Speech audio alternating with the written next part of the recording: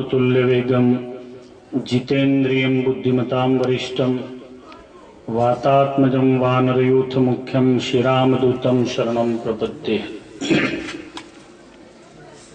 कमियाळा गामમાં विराजमान श्री कष्टभंजन देव हनुमानजी महाराजना पवित्र सानिध्यમાં सुंदरकांडની त्रिदिनात्मक कथाना वक्ता शास्त्री स्वामी हरिप्रसाद दासजी,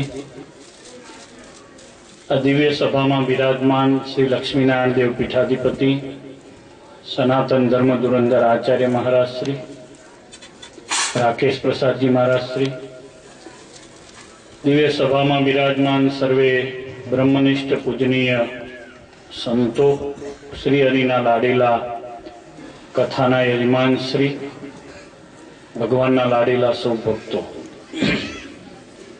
आज भगवान स्वामीनारायण ज्यां अनेक वार पधरामणी थई छे एवा पवित्र गाम कमियाळा में संतोनु मंडळ छेल्ला एकाद 1.5 वर्षथी आवीने अत्रे निवास करे छे। एटले भगवाननी कृपाथी ने भगवाननी इच्छाथी आ स्थळनो जीर्णोद्धार थवानो शरू थयो छे। सत्संगनो दिव्य प्रताप एवो छे कि आ सत्संगना प्रतापे करी अने गमार मनुष्य पण पशु जेवो पण मोक्षने पामे छे। तो त्यां संतोनो निवास कायम थाय, त्यां तो कथा वार्ता सत्संग भजन भक्ति भगवान ने पामवाना उपायो सहजे सहजे अहींया आवी अने आपणने जोवा मळता होय।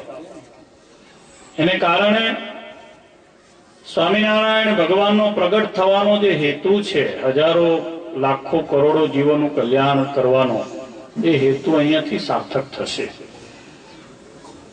सद्गुरु गोपाळानंद स्वामी तो अति महासमर्थ योगीराज छे, जेमणे अष्टांग योग सिद्ध करेलो छे। जे स्वयं वैराग्य मूर्ति छे, जे स्वयं धर्म मूर्ति छे, जे स्वयं भक्ति मूर्ति छे, एवा प्रगट भगवान ने धारण करनारा ए संत हता। स्वामीए आ सत्संगनी अंदर श्रीजी महाराजना स्वधाम गमन कर्या पछी आ सत्संगनुं बने आचार्य महाराजना अमदावाद अने वडताल गादी बने आचार्यो नाना छे। 22-25 वर्ष सुधी आ सत्संग ने स्वामीए नेतृत्व पूरुं पाड्युं छे। आ सत्संगनी जे दिव्य रीत छे ए सद्गुरु गोपाळानंद स्वामीए प्रवर्तावेली रीत छे। 5 आरती, सभा, चेष्टा,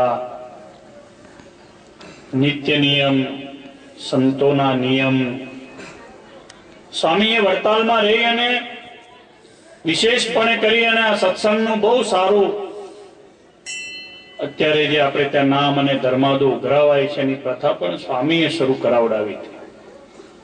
पोताना मंडळना बधा संतोने एमां प्रवृत्तिशील राखी बंने देशमां स्वामीए आ प्रवृत्ति शरू करावी हती। एवा महान समर्थ संत सामान्य जीवो आपड़ा जेवा तेमनी आगळ उभा रहे एटले 1000 वर्षनुं 1000 जन्मनुं आपणुं कर्मफळ स्वामी एनी सामे एमनी नजरमां देखाय। कारण के अखंड भगवान ने धारनारा ए संत हता। ज्यां एमना पवित्र चरण पड्या होय अने ज्यां स्वयं प्रगट पुरुषोत्तम नारायणना चरण कमळ पड्या होय ए भूमि मोक्षदायी भूमि कहेवाय। श्रीजी महाराज एक वार पंचाळा पधार्या, हुताशनीनो मोटो समयो कर्यो। सरस मजानो समयो थयो। आजुबाजुना गामोथी बधा बहु भक्तो समयनो लाभ लेवा माटे आव्या। 500 परमहंस जे कालवाणीमां दीक्षा आपी ते बधाए महाराजनी साथे हता। बहु सरस मजानो समयो थयो। ज्यां मंच आवो बांध्यो हतो त्यां रही अने महाराजे हुताशनीना समयમાં હોળીના સમયમાં બધા ઉપર ગુલાલ છાંટ્યો। પછી તો મંડપ વિખાઈ ગયો ને જ્યાં સ્ટેજ બાંધ્યું હતું એ પણ છૂટી ગયું। ઘણા વર્ષો પછી ત્યાં એક વણજારાની પોઠ આવી રાજસ્થાનથી। વણજારા બધા ત્યાં ઉતર્યા. એક વણજારો એનો અંતકાળ નજીક આવ્યો હતો. બસ હમણાં એનો દેહ છૂટી જશે એવું બધાને લાગ્યું. અચાનક શ્રીજી મહારાજે ગઢપુર દાદા ખાચરના દરબારમાં વિરાજમાન હતા. આંખ મીચી, એકાદ મિનિટ માટે આંખ મીચી. સામે બધી સભા બેઠી હતી. સભામાંથી કોઈએ મોટી બાને પૂછ્યું કે મહારાજે આંખ કેમ મીચી? બહેનોની સભામાં અંદર બહેનોએ પૂછ્યું, મહારાજે આંખ કેમ મીચી? મોટી બા લક્ષ્મી સ્વરૂપા હતા. મોટી બા એવી વાત કરી કે મહારાજ અત્યારે પંચાળા પધાર્યા છે, ત્યાં વણજારાની પોઠ ઉતરી છે, ત્યાં એક વણજારો અંતકાળ આવ્યો છે, પ્રસાદીની ભૂમિ છે, એટલે એમાં એનો દેહ છૂટી રહ્યો છે, એટલે સ્વયં પુરુષોત્તમ નારાયણ એને લેવા માટે અક્ષરધામમાં લઈ જવા માટે પધાર્યા છે. પ્રસાદીની ભૂમિનું એટલું મહત્વ છે તો જ્યાં અનેક વાર મહારાજ પધાર્યા. જતા આવતા ભગવાનનો વેર હતો, રસ્તો હતો. અહીંયાથી જતા અને આવતા ભગવાન અહીંયા પધાર્યા છે, અનેક વાર પધાર્યા છે. શેષાવાણાની વાત ભક્ત ચિંતામણીમાં લખાયેલી છે, બધા કુટુંબીજનોની વાત લખાયેલી છે.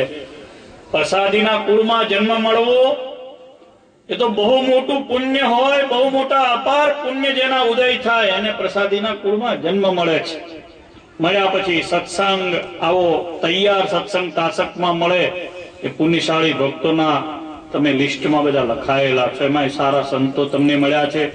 હરિપ્રસાદ શાસ્ત્રી ખૂબ સારા કર્મઠ સંત છે. અહીંયા મંદિર નવું તૈયાર થવાનું છે, એનું ખાતમુહૂર્ત પણ પરમ પૂજ્ય આચાર્ય મહારાજશ્રીના શુભ હસ્તે અત્યારે સંગવકાળે થવા જઈ રહ્યું છે. મહારાજને પ્રાર્થના કરું, કષ્ટભંજન દેવ, હનુમાનજી મહારાજ સારંગપુરવાસી, ગુરુદેવ ગોપાળાનંદ સ્વામી, આપણા ઈષ્ટદેવ સ્વામિનારાયણ ભગવાન આ સ્થળ ઉપર ખૂબ કૃપા કરી અને સ્થાનનું વહેલામાં વહેલું મંદિર તૈયાર થાય. એમાં જયારે દેવ સાથે આ મંદિરનું જોડાણ થયું છે, મદન મોહનજી મહારાજ, લક્ષ્મીનારાયણ દેવ એમાં ખૂબ કૃપા વરસાવે આવી સંતો સૌ આશીર્વાદ આપે. આચાર્ય મહારાજે પણ રૂડા આશીર્વાદ આપ્યા છે.